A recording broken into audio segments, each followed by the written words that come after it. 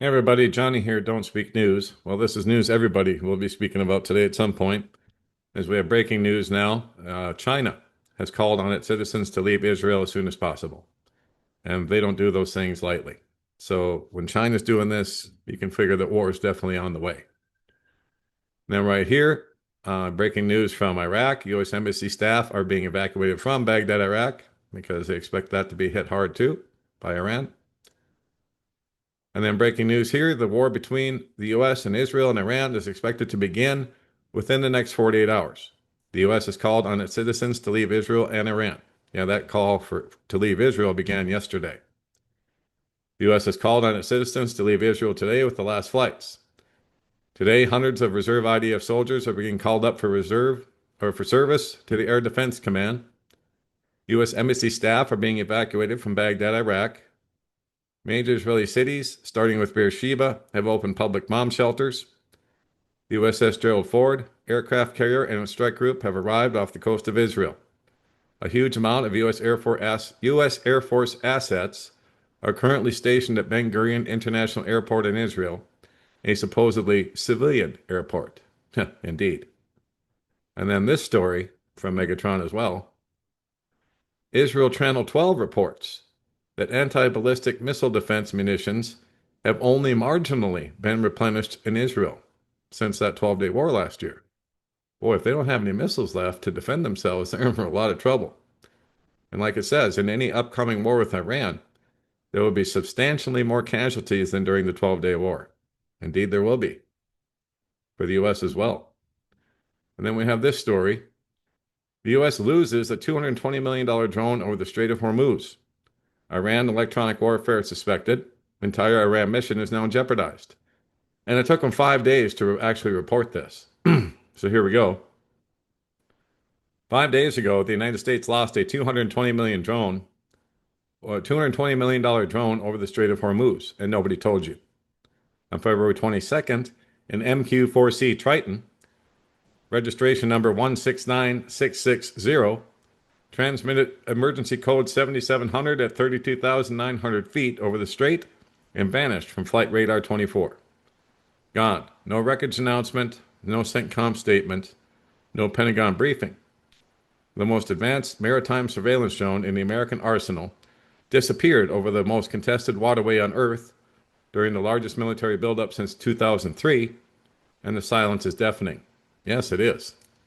This is the same location, the exact same coordinates over the strait, where Iran shot down an RQ-4A Global Hawk in June 2019 using a Khordad-3 surface-to-air missile. That incident nearly triggered a war. Trump approved strikes, then recalled them with planes already in the air. 7 years later, another high-altitude surveillance drone, vanishes in the same spot, and the Pentagon says nothing. Defense Security Asia and Defense UA report Iranian electronic warfare is suspected, not a missile this time, electronic warfare. If confirmed, this means Iran did not destroy the Triton.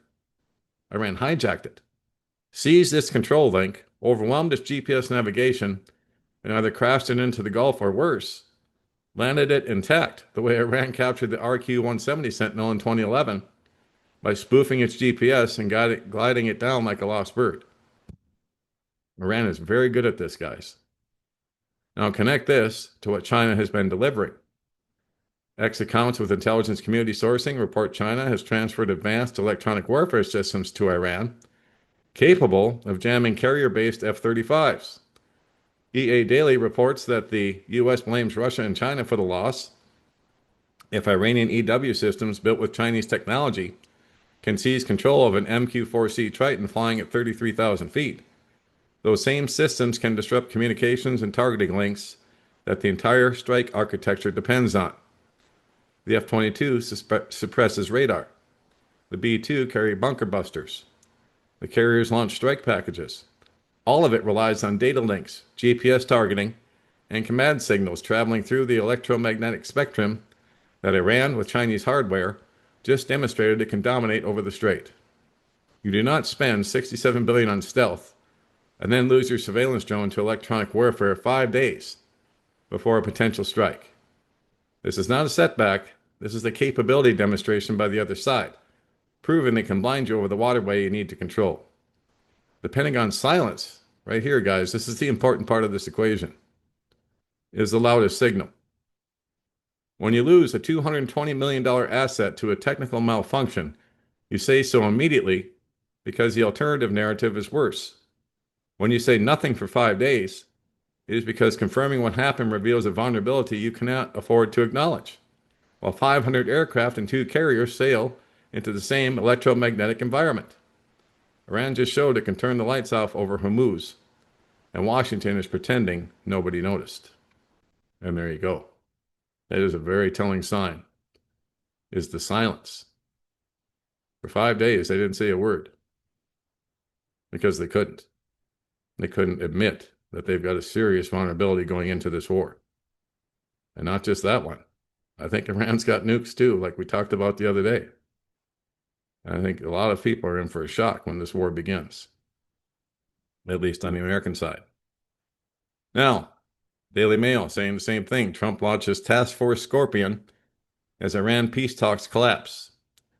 Apparently, Donald Trump has armed a squadron of kamikaze drones as nuclear negotiations with Iran have collapsed, and the prospect of war with Tehran looms. The Pentagon has approved the deployment of an experimental U.S. military drone unit capable of self-detonation, known as Task Force Scorpion, according to Bloomberg. The deadly drone unit is part of Trump's massive military buildup in the Middle East, the largest since the 2003 invasion of Iraq. And so the talks, as we know, are going nowhere. According to Steve Witkoff and Trump's son-in-law, Jared Kushner, they're very disappointed in the results so far. And no progress has been made as of now, as of today.